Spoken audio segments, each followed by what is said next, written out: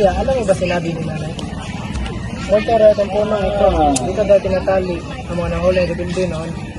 Sus, kwento-kwento lang yung hilo dito. Parang hindi tayo maglaro dito tuwing tanghali. Hindi nananakot ang iyong ina.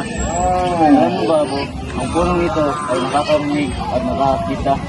At higit sa lahat, may natatagong alaala.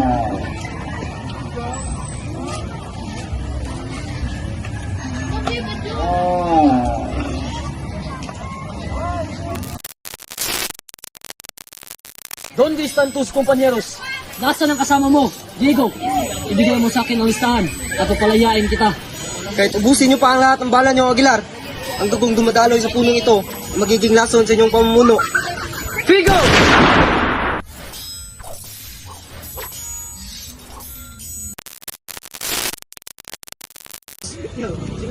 Nasaan ang mga gerilya? Ikaw ang nagdala ng balita sa kanila, di ba? Mamamatay muna ako bago ko ibenta ang aking bayan!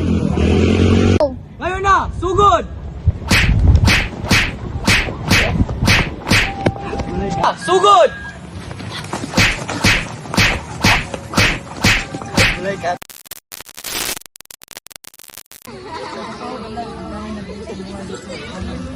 Marami po, ang panahon ng Kastila, pinaglaban nila ang ating pangalan. Panahon ng Hapon, pinaglaban nila ang ating kalayaan.